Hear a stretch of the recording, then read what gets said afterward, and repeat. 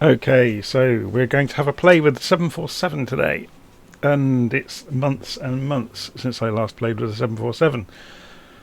So I've completely forgotten all of the procedures to start it up from cold and dark, so I thought it might be interesting to use the checklists that are built in.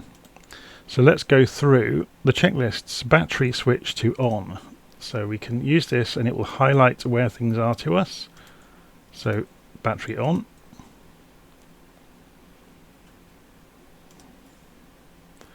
Standby selector to auto. That's done. External power on if available, and it is available, so we'll use it. APU selector, start then on. So there's the APU selector.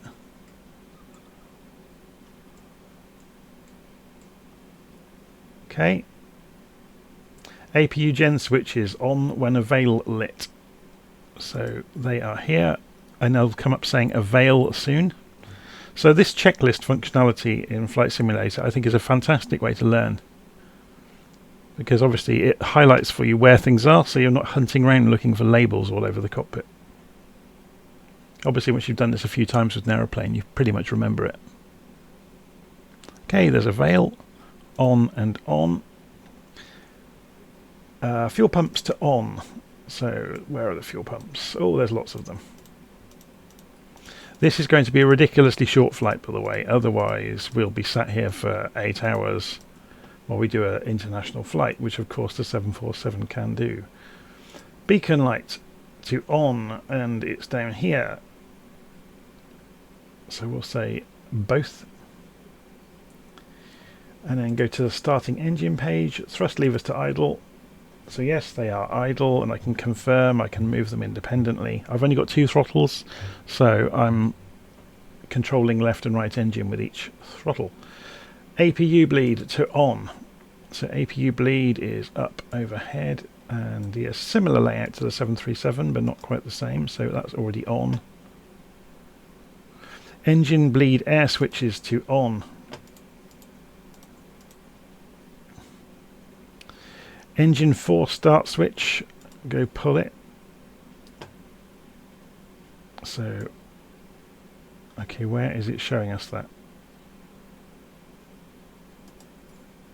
Oh, it's right in front of us.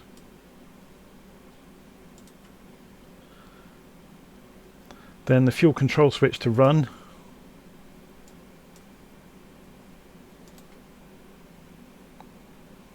And then monitor the screen showing engine number 4 coming up, hopefully. That's not happening, is it? Oh no, it is. It's just very slowly climbing. So this is going to take some time.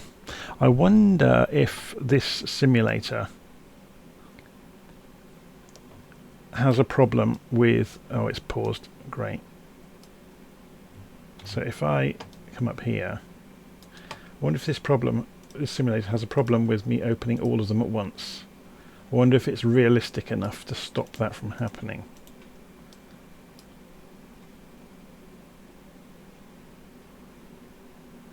No, they're all starting.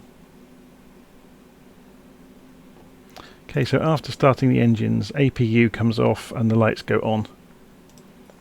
So we can turn the lights on now, to be honest. But again, we wouldn't use the landing lights now. We won't use the turning or the... We could use taxi light, I guess. Nav lights on, strobe on. We don't want the wing or the logo. So it's just turning the APU off, which is here. So we sit and wait for the engines to stabilize.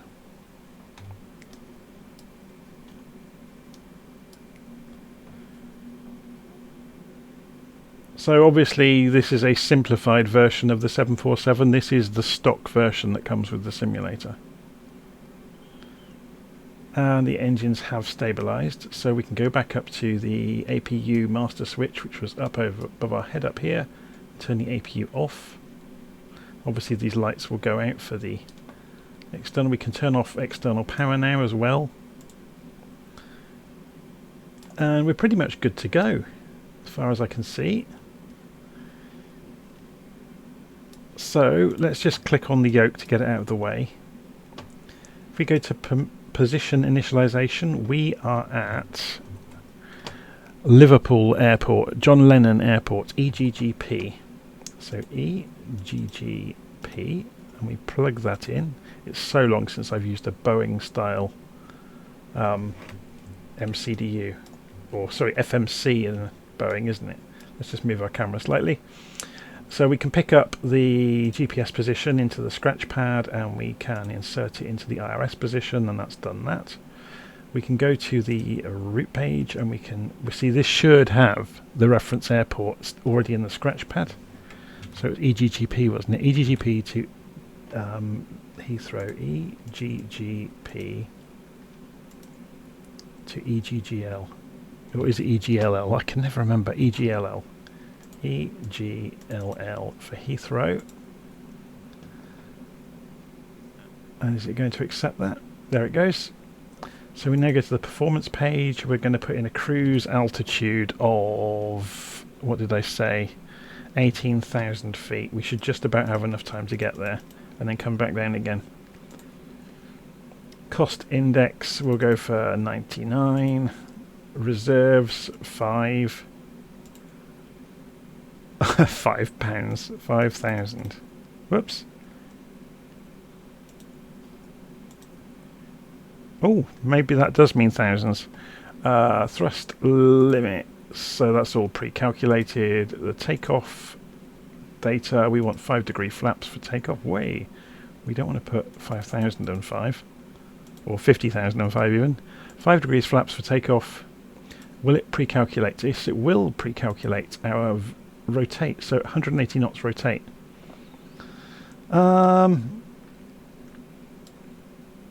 Thrust limits, so yeah, we've already done that. So we're going to look at our route now. So we go and look at departures. We're departing from runway 9 at Liverpool, and we're going to follow the NANT 2V standard instrument departure. And then we are going to arrive at London Heathrow, ILS 9 left. We're not going to use a star, so we're going to execute that. Let's go and look at the legs then. And go to the next page. Oops, done the wrong button there. So next page, I'm too used to the A320, that's the problem.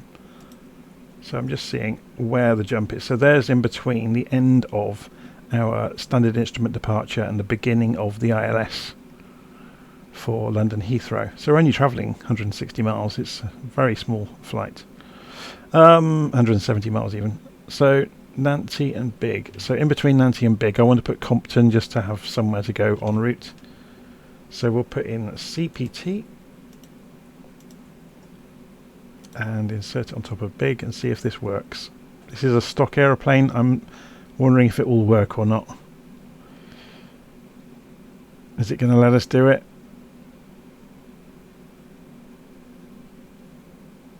Is it just going slowly, or is it going to work?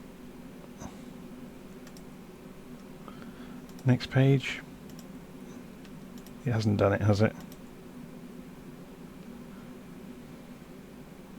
Should try it once more. C, P, T for Compton. Put it in front of Big. No, you obviously can't insert waypoints on the stock 747 for some reason.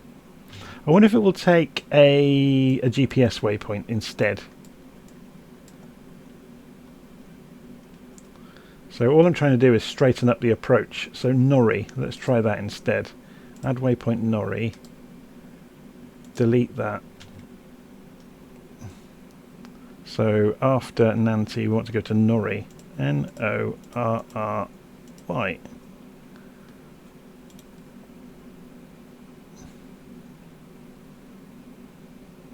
Nope, it's not having it, is it?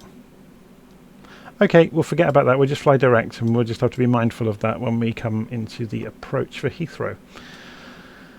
Okay, So yeah, it's like I said, this is the free 747 that comes with the simulator. Why have we got a caution showing? Auto throttle is disconnected. Yeah, that's true.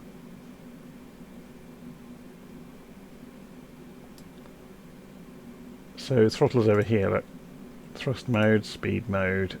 We can arm that, and it's gone away. We can turn the flight directors on. It's ages since I've flown a Boeing. It's quite a trip down memory lane, really. Okay, so if we go outside, got the engines up and running. Oh, we're going to get rid of some of these, some of the things around the aeroplane that I'd switched on earlier. So we can go into here and we can say aircraft. We don't want the fuel anymore, which is driven away anyway. We can get rid of the power car. We can get rid of the catering. We can get rid of the baggage lorry. We can get rid of the stairs. And I think that's everything. So you can see everybody's going and moving away from the aircraft now.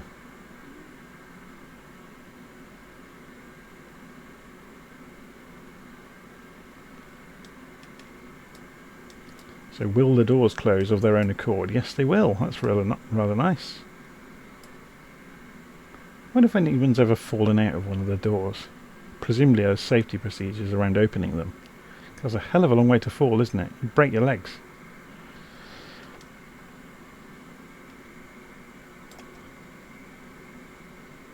Just gives you some idea of the scale of a 747, doesn't it? Is the baggage cart going to go? Yep, there it goes. And so that door should shut now of its own accord. He's taking a very close line to the engine there. Oh, and he's hit the engine. Great, we're out of service. Okay, so let's do a pushback and start pushback. Cockpit to ground. This is ground. Stand by. Someone's really helpfully put a lighting pole right in the middle of the taxiway. This is a stock scenery, but it's pretty good. It's just you see some strange things in the stock scenery sometimes.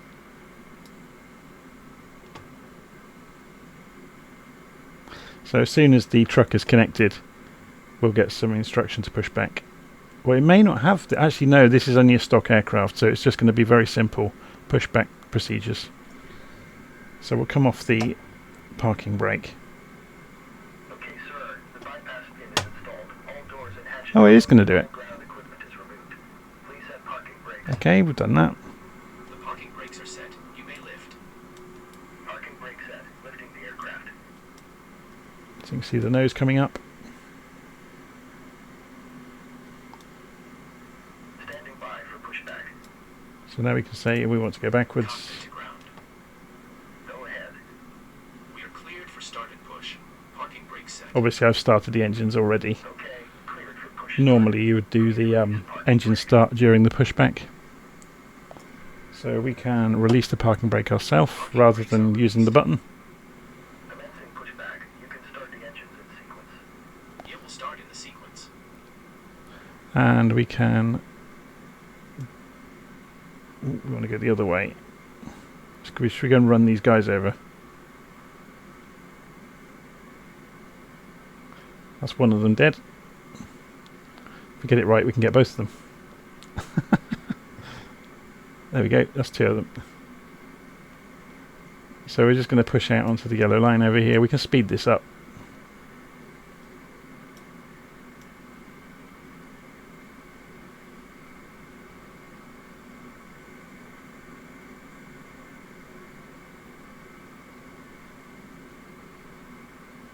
So this is an add-on, the pushback add-on. I got it free from flightsim.to, or .2, whichever you want to call it. Okay, so let's stop the pushback. Okay, pushback completed. Please set your parking brake. Parking brake completed, or set, sorry. Parking brake set. Lowering aircraft. Ground. Startup is complete. You may disconnect. Roger. Good engine start. Cleared to disconnect. See you at the side. Have a good flight. Holding position waiting for the visual. Thank you and goodbye. So we need to put flaps to 5 degrees, which we're just doing. You can see flaps are travelling. It takes a while for the flaps to start moving on a 747. They have to kind of unfold themselves out of the wing.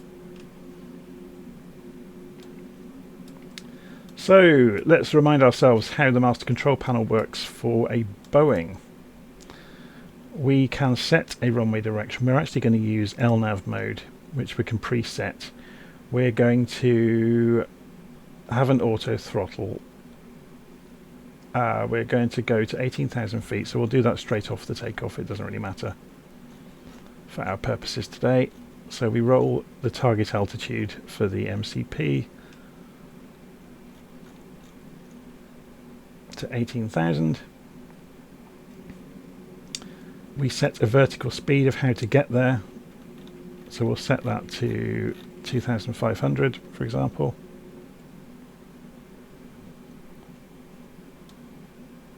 And oh, just bear with me 2 seconds. Okay, so back recording again. And so where did we get to? Sorry, I had to go and answer the door then. So we got indicated airspeed. We're going to climb out at, say, 220. So we'll go for automatic throttle as soon as we take off. We're in LNAV mode. We don't need to take any notice of the heading because we're going to use LNAV. If we were using heading mode, then that would be a different matter. And we're good to go. So it's just a question of switching on the autopilot when we take off. Okay. Let's get the view sorted out. Get my cup of coffee out of the way. Move the throttles so I can get to them. And I'm going to plug some headphones in so you don't get extraneous sounds from my speakers feeding back through the microphone. Let's go. So just winding the throttles forwards gently.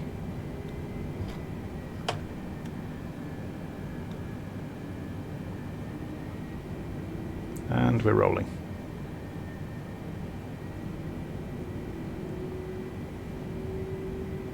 It's probably nice to see this from outside, actually. So we're going to try and fit between these two masts, one of which has obviously got a spurious placement.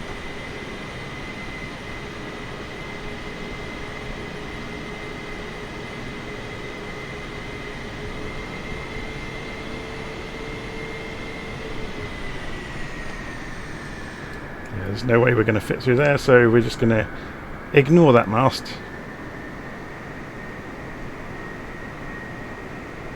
I very much doubt that 747s operate from Liverpool, but there you go. Well, they don't operate from very many places at all anymore, do they? Excuse me.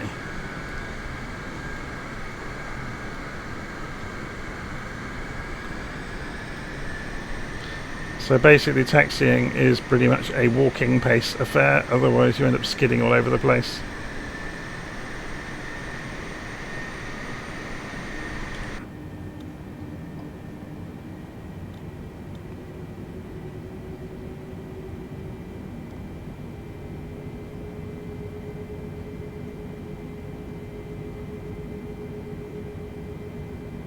Okay, pull out onto runway 9. We've got no ATC today. We're just going to do the flight to see how the 747 works. It's a bit of a trip down memory lane for me. So yeah, like I say, haven't flown this for months.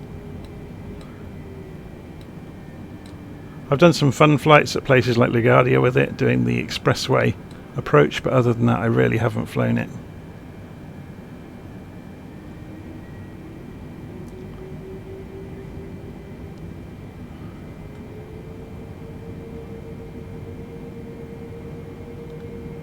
Okay.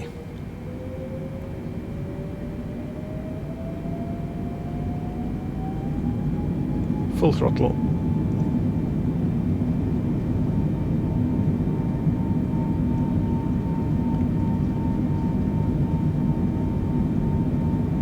So we're watching the indicated airspeed at the bottom left. We're watching the rotate speed arrive, hopefully.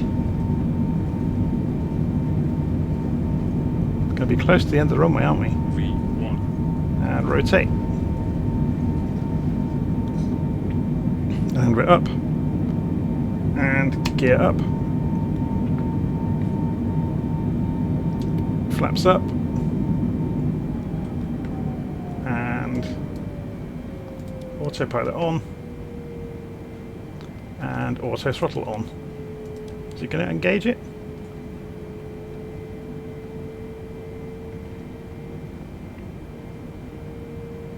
So obviously it's following the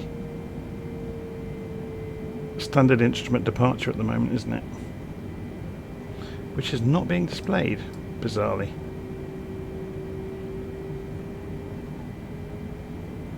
I'd have expected that to be shown on here. Let's increase the range, see if that's why. Yes, that is exactly why.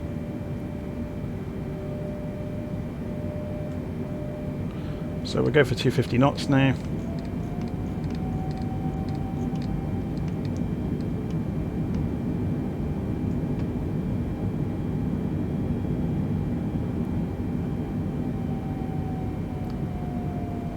I didn't set the barometric pressure, did I? It hasn't made a huge amount of difference. Okay.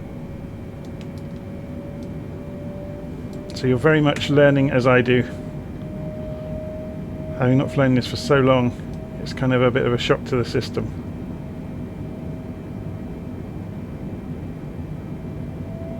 So we're heading for WHI next.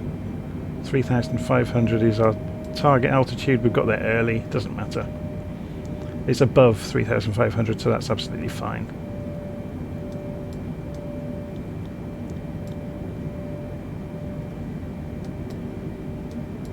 So let's have a look outside, see what this looks like.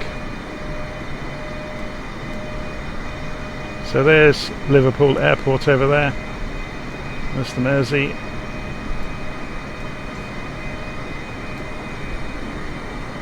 And it's a nice cold clear day in the UK. Blue skies.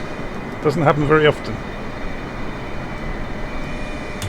Look at the quality of the scenery though. It's ridiculous, isn't it? And look at this aeroplane.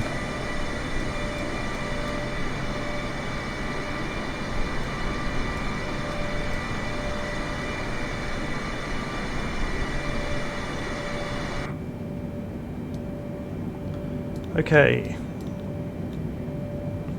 Should we try out the views around the plane, the pre-configured views? So Control 2 gives you the MCP, Control 3 gives you the engineering, Control 4 gives you the ECAM screen, Control 5 gives you the throttle cluster or quadrant, Control 6 gives you a very strange view of why they've done that, I don't know. Control 7 is the radios. The back end of the radios. Control 9 gives you the overhead, and F takes us back to the pilot's seat. Obviously we can move around the cockpit with the keys as well if we want to go and look out the window, see the world going by. Looks like a photograph, doesn't it? It's ridiculous. The tablet doesn't work in the stock aircraft. Obviously in lots of the modded aircraft it does. Okay, so we're just coming up to Nanty. We're at 9,000 feet now, just coming up. So let's have a look at the map and see where we've got to. So we should get to our target altitude very shortly.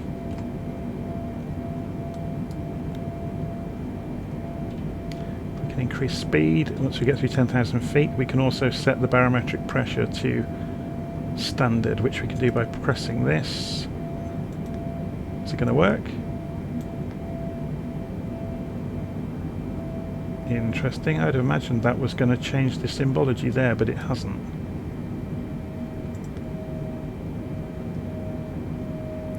Okay, we're not going to worry too much about that. Let's increase our speed now. Now we're above 10,000 feet.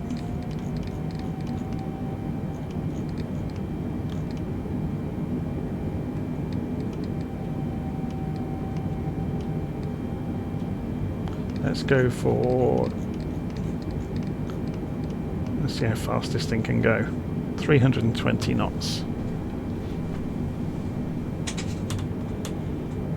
747 is very fast. It's built to do the transatlantic crossing. Okay.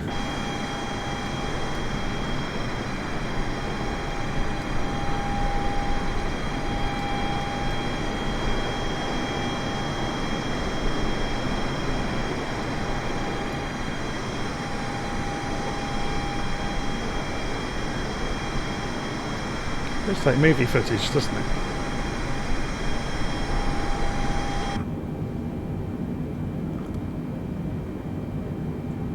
Okay, we're just coming up through 14,000 feet.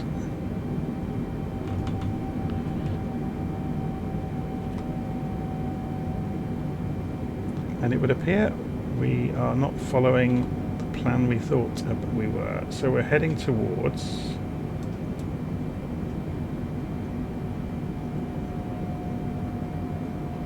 It has eventually put the waypoints in, which is interesting. So I'm going to delete a couple of them. Oh no, it's completely wiped it. Okay. So let's look legs again and go to arrival.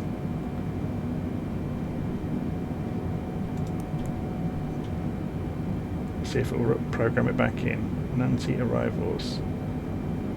Index. Okay, this is completely messed up. Destination. It's going to be EGLL. Arrival. 9 left. Execute.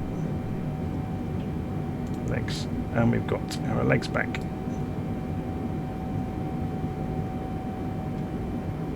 And the plane still hasn't got a clue what's going on, has it, with the LNAV? So we are going to revert to heading mode.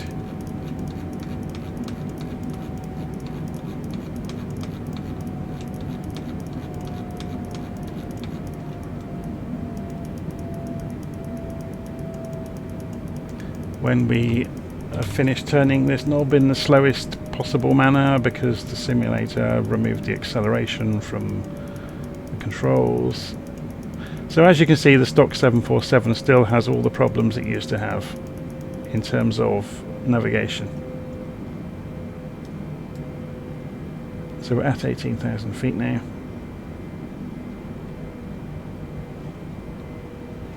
So we've gone to selected heading mode instead.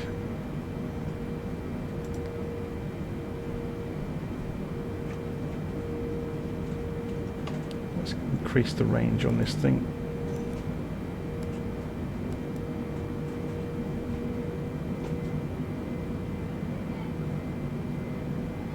Actually, do I really want 9? Oh no, I wanted... Yeah, 9 left. Is that what I said? Because that doesn't look like 9 left. Let's go and double check that.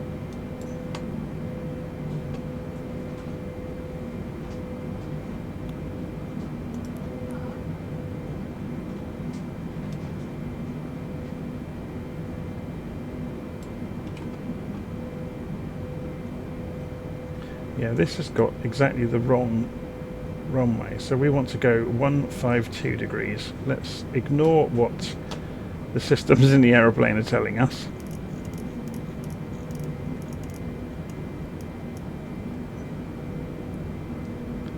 And we'll follow our own navigation, thank you very much, because the aeroplane, that's supposed to be runway 9 and it's 27.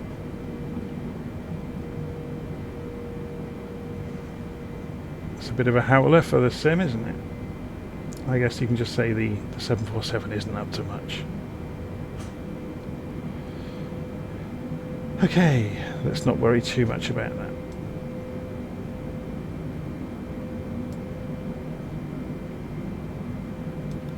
So moral of the story here is the 747 kind of works and it kind of flies, and the avionics kind of work, but it's nothing to write home about. And you can't trust its navigation.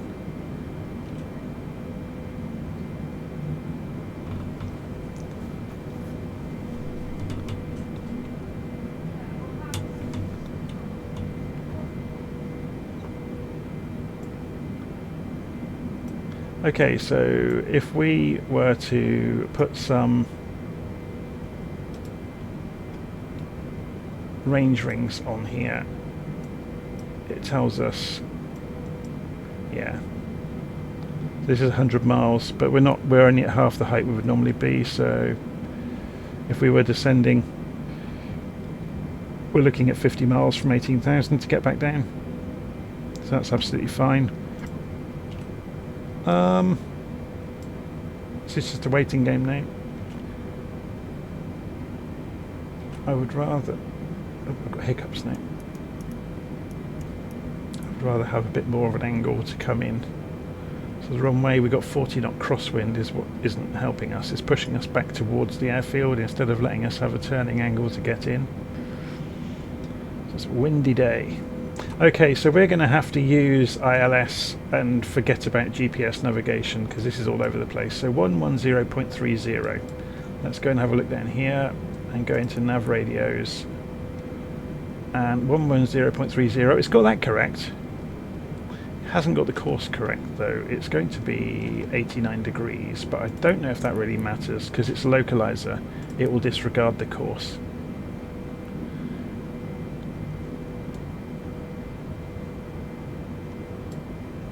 So then when we get a bit closer to the runway, we will switch this over to approach mode. And then the symbology will change and we'll get the diamonds and the whole bit. And it'll be a lot easier to make sense of. Okay, so let's bring the range down. Have a look on the map. We're having to use this as a standby because the one in the aircraft is so terrible.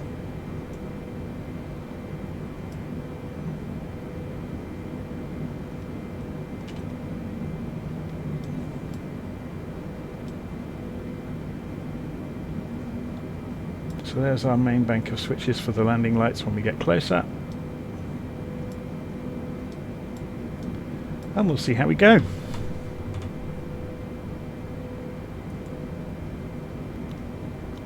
It's going to be good fun. The main reason for doing this really is for people who've got other simulators to just see how impressive this is at rendering somewhere as big and busy as Heathrow. So obviously, you know, at altitude we're getting photorealistic views of the scenery of the UK as we fly along. The UK is quite flat, this part of the world. Further north over the Yorkshire Dales and the Lake District, obviously there's a lot more hills, but this part's very flat. Okay, so just looking at some of the instruments just to get some idea of where we are. So should we begin descending now? We may as well, then we haven't got to hurry. So altitude will come down to 5,000 feet. And we'll do so at a vertical speed. So selected mode all works perfectly. It's only the navigation modes that don't work. Oops. So we'll come down 2,000 feet a minute.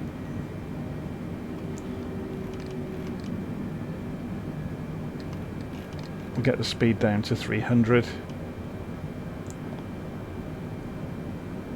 Because remember, once we come through 10,000 feet, we'll need to be at 250 knots. So we can use the air brakes to make that happen.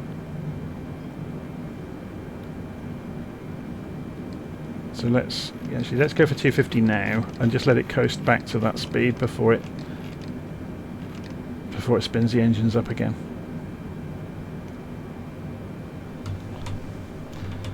So yeah, this is pretty damning really, isn't it, that the GPS navigation systems in the stock 747 are pretty terrible. They just really don't work. It's done a loop, look, around the airfield for that approach, which was not the approach I asked for.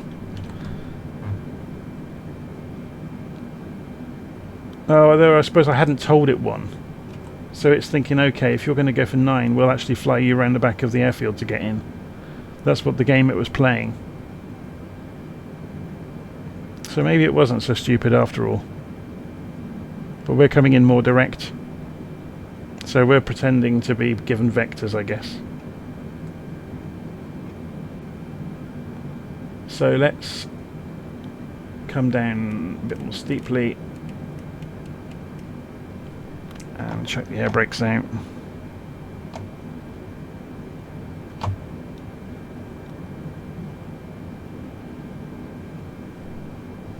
So you want to see that from outside. Got the air brakes out now, and we're coming down quite quickly.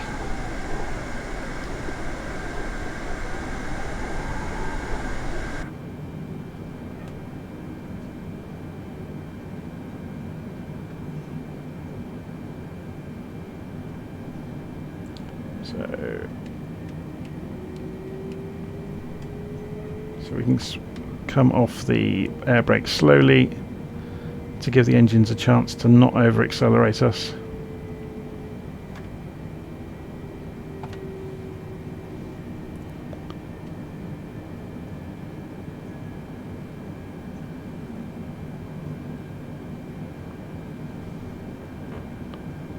So let's double check what the height of Heathrow is above sea level. So if we right click, show information for Heathrow Airport, we can see it's only 77 feet, which is nothing we really have to worry about in terms of our altitude. So we could go for 2,500 or even 3,000 for our target altitude, and continue on down at 3,000 feet a minute until we get there.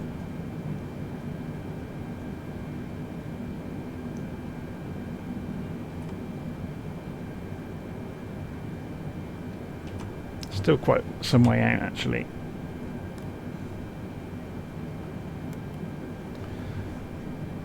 Yeah,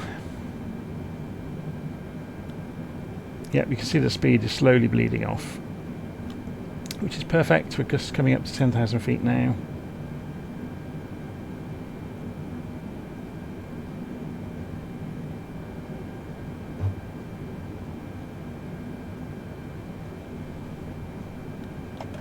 Should we get us below 250 knots by the time we get to 10,000 feet? Let's force its hand and put the air brakes out.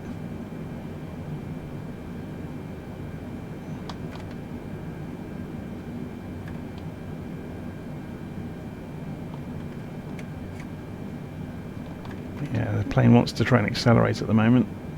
We've still got a 33 knot headwind, which is quite interesting.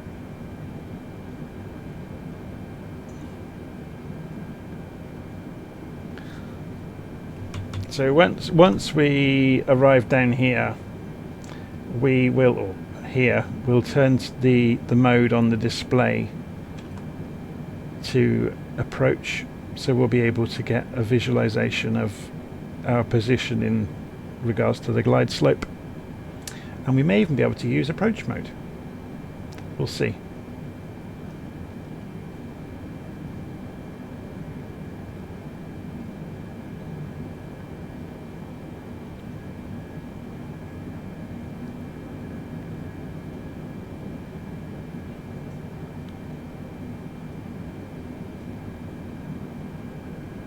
So if we have a look outside, you'll see we're getting a lot closer to the fields now.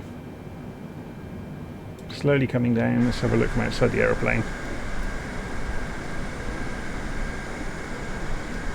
So if you've not really seen Flight Simulator before and you're comparing it against P3D, the whole world is covered in this level of detail. It's absolute madness. Okay, I'm just watching the altitude here. Is that levelling us out for 5,000? Or is it going to continue on down?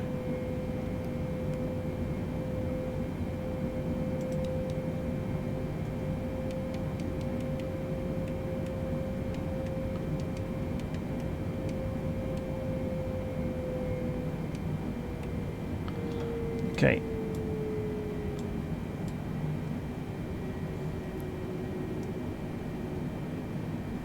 Just out of interest, I'll show you this. So when we put this on approach mode, you get like a course deviation indicator display. But when we are within range of the ILS, you will be able to see the diamonds will come up in the classic symbology. So let's start putting some flaps out.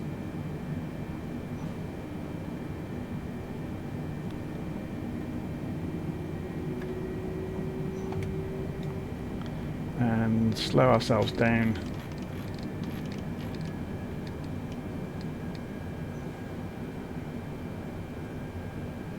You can see this is starting to light up.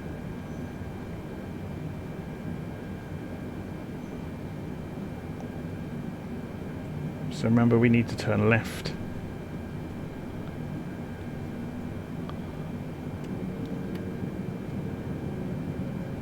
It's right on the limit of the flaps at the moment.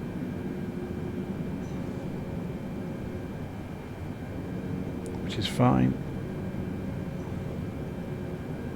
So we've gone to 10-degree flap, a little way ahead of schedule, but we're really trying to lose some speed as well.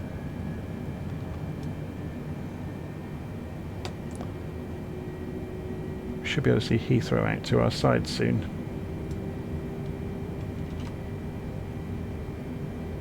So we're approaching the approach.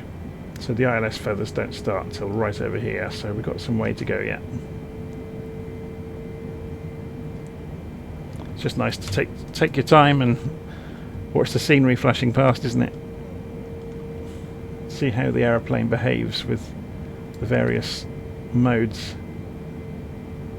One thing that's a bit of a disappointment over the more study level aircraft, in the stock planes, the sides of the cockpit tend to stay in sync with each other rather than letting you have independent views, which can sometimes be a hindrance.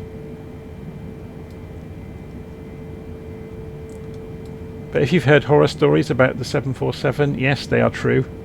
About the version of it in Flight Sim, the stock free version, with it not following the flight plan.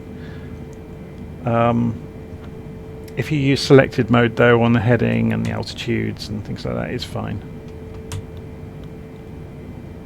You have to be careful about getting too slow with it as well. It has a tendency of falling out of the air like a brick. Okay.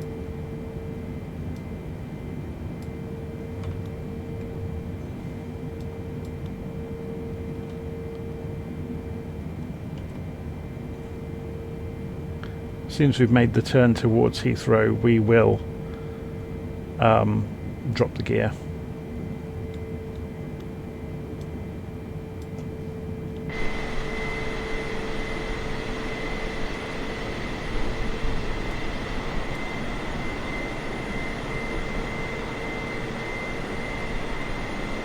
So what's the name of this airfield we are just passing over? RAF Abingdon.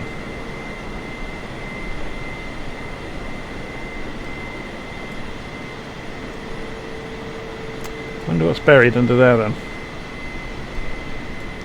Probably wreckage from the Second World War, knowing most of the airfields are in the UK.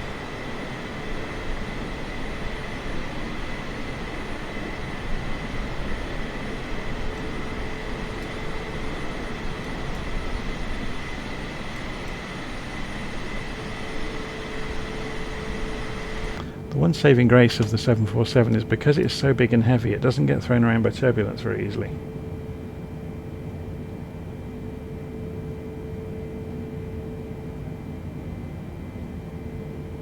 So we're going to come down to 200 knots.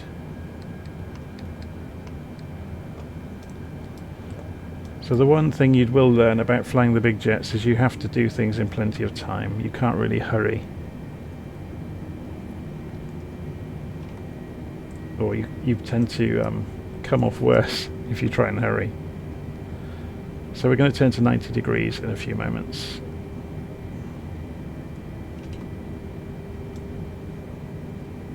Can we see Heathrow out there? Is that it out there? Nope. I think it's still quite some way away.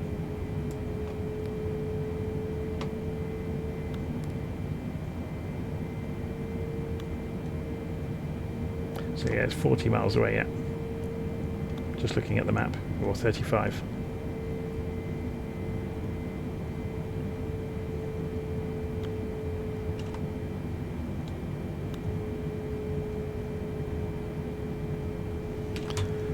We'll get there.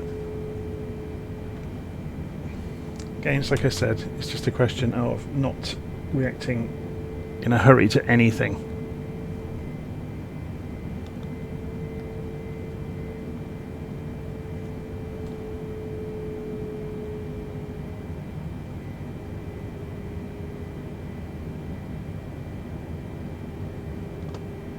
Okay, let's start changing our heading.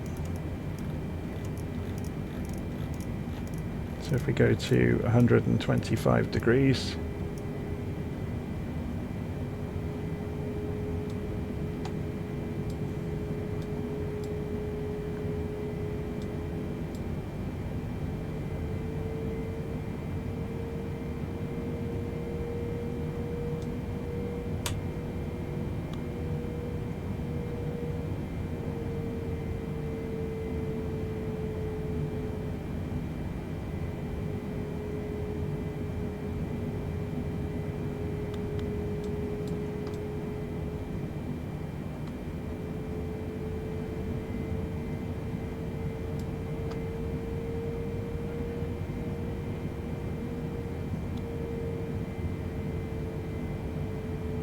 okay, so the symbology is lit up for the ILS. We've picked up the signal. Excellent.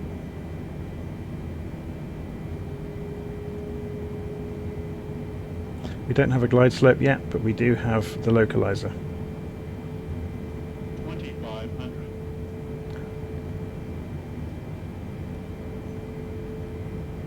So let's try it. Let's go approach mode, see what happens. I mean, we can always pull out and change our mind.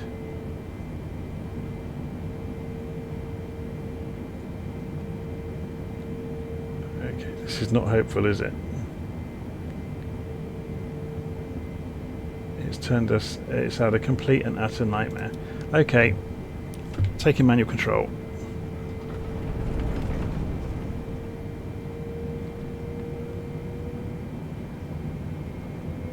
Let's get us back on track. So we're not going to be using approach mode either.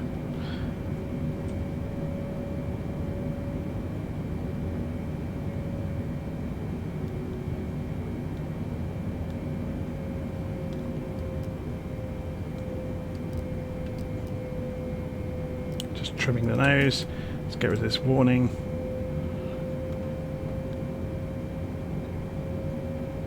And let's turn the auto throttle off.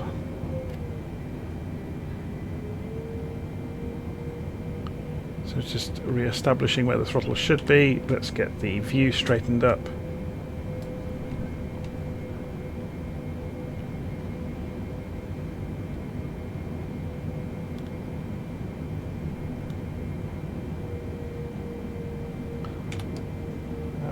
Gear down. Get the landing lights on.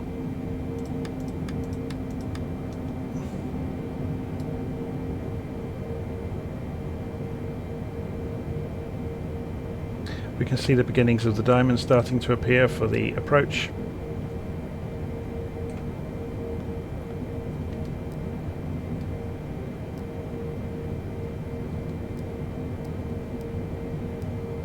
I wonder if approach mode would work now. Now we're on the localizer. Maybe that's what was wrong with it. It lost its head because it couldn't see where to go.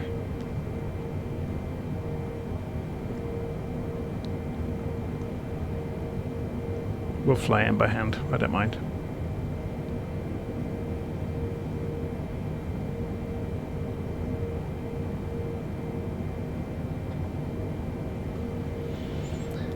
So yeah, the stock 747 in-flight simulator is pretty much... It works really well as a manual aircraft, so you can fly it in the same way as you might a I don't know, any general aviation plane, I guess.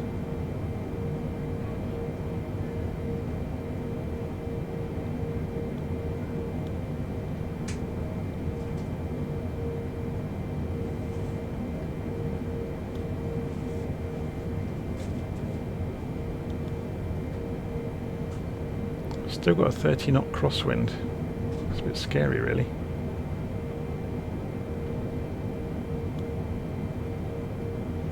Okay, let's just move this down a little bit.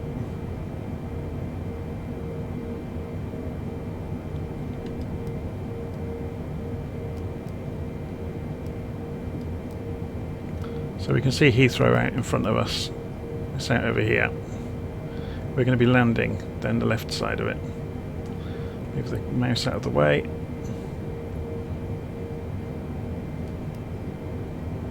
You can see the glide slope is starting to appear.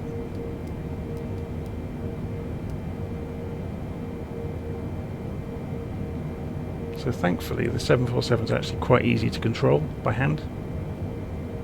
Unfortunately, the stock version in Flight Sim has garbage avionics. So its autopilot and navigation system is just terrible. That's Dorney Lake, we're just passing on the left, where the Olympic rowing events were.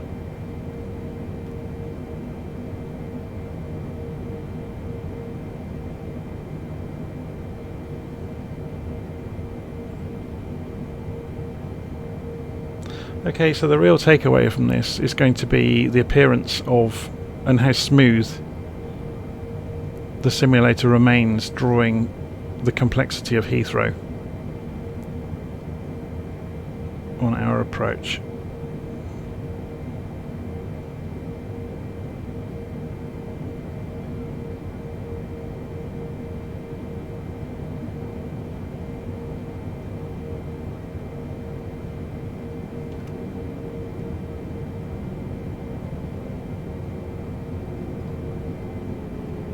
So we're going to reduce speed now.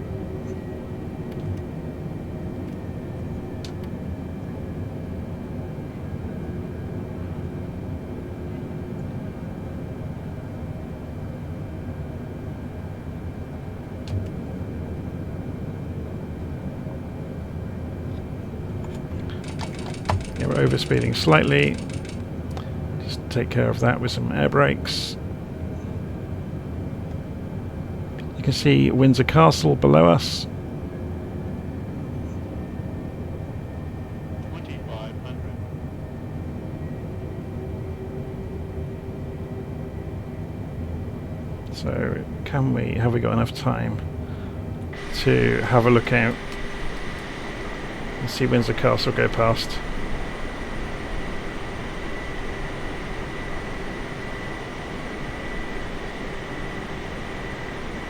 Quite cool, isn't it? Okay, I need to concentrate.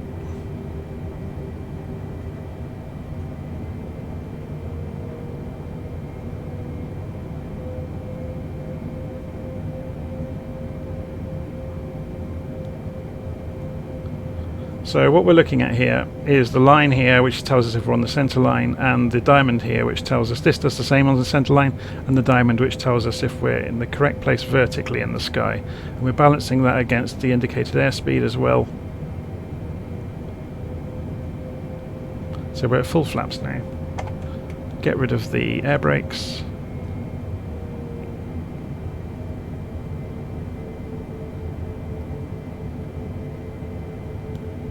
So coming in, runway 9 left, Heathrow.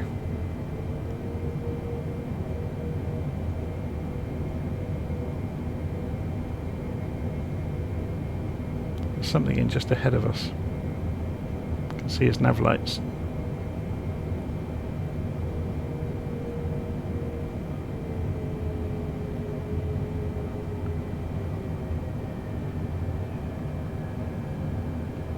Okay, we get rid of some speed. We're going to need about 140 knots for landing. 500. A bit low. 100. You have to remember the 747 doesn't react very easily.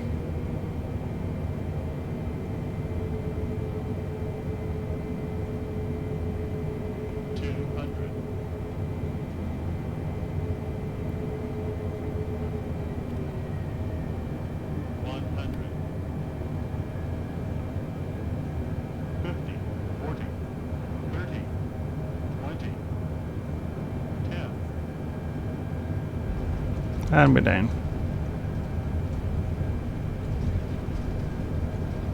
And we can then go for reversers.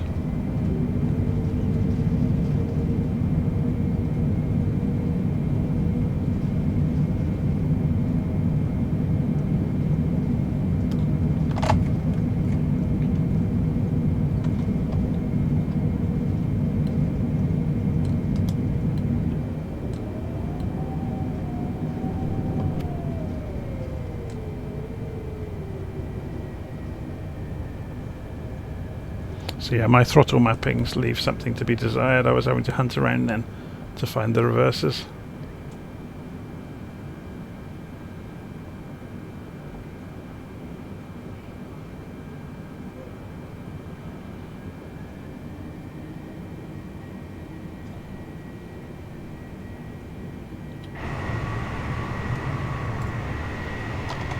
Put the brakes back away. Put the flaps back away.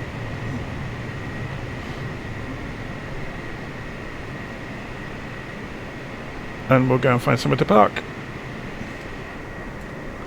Obviously on a real flight you wouldn't just be parking anywhere, you'd be following instruction.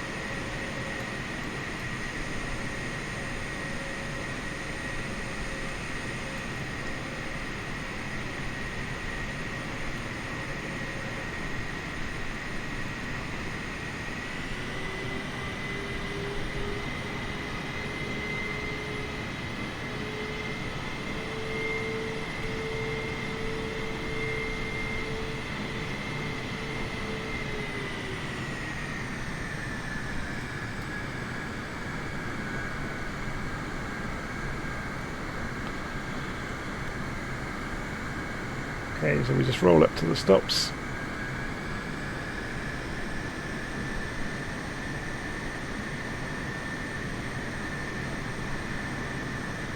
And then we ask for the jet bridge for the passengers to get off.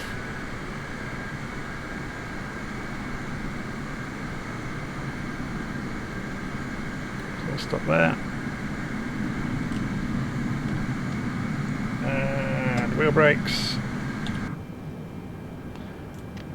Obviously there would be a real shutdown sequence you would normally follow, with turning the APU back on and turning the jet engines off and all the rest of it.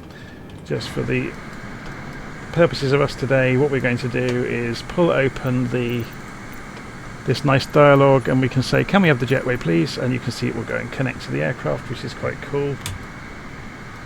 Let me see that from down here. Oops. So that will go and connect on and fold against the aircraft.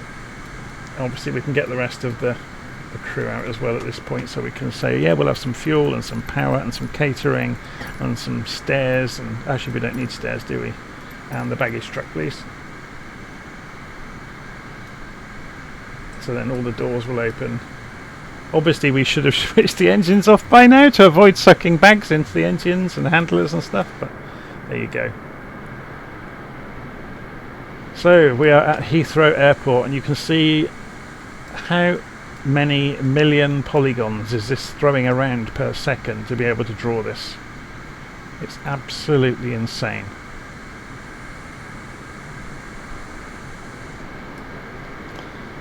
Anyway, I'm going to leave the flight there, and yeah, that was an example of the 747. You can see the free one, you can kind of control it. It kind of works, but not quite. But you wouldn't expect anything more. It's free. Obviously, there are going to be study level aircraft coming out that are going to make this look like, look terrible, which it really is, but it's good enough. Okay, I'm going to stop recording there.